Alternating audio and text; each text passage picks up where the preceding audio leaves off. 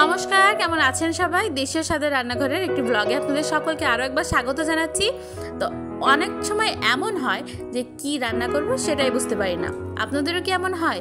যদি হয়ে থাকে তাহলে আজকের রেসিপিটি কিন্তু আপনার জন্য।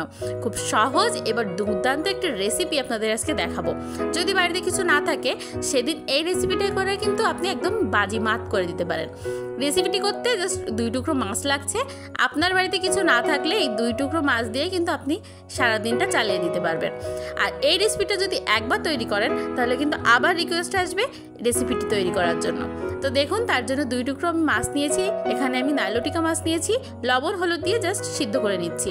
তো রেসিপিটা বেশি বড় করব না, শর্টকাটে কীভাবে একটা দুর্দান্ত রেসিপি আপনাদের উপহার দেওয়া যায় সেই চেষ্টাই করছি। তো দেখুন, মাছের এই অংশগুলো ছাড়িয়ে নিচ্ছি আমি ভালো করে।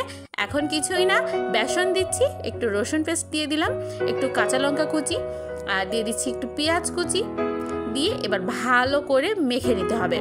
মেখে জাস্ট এরকম গোল গোল বলের মতো করে নিতে হবে। যে কোনো শেপই আপনি দিতে পারেন আপনার পছন্দ অনুযায়ী।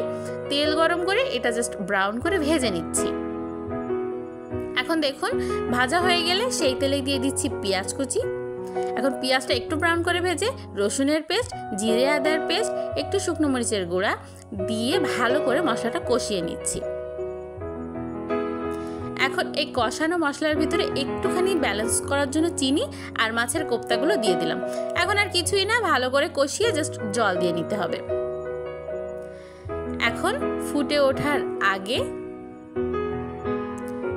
আপনি একটু ফ্লেমটা লোতে দিয়ে দেবেন আর তারপরে নামানোর আগে গরম মশলা দিয়ে নামিয়ে নিলেই রেডি।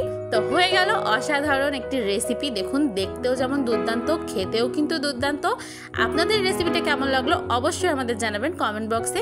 আর নিত্য নতুন রান্নার ভিডিও পেতে অবশ্যই আমাদের চ্যানেলটি সাবস্ক্রাইব করে দিবেন। পাশে থাকা বেল আইকনটি ক্লিক করে অবশ্যই আমাদের পাশে থাকবেন।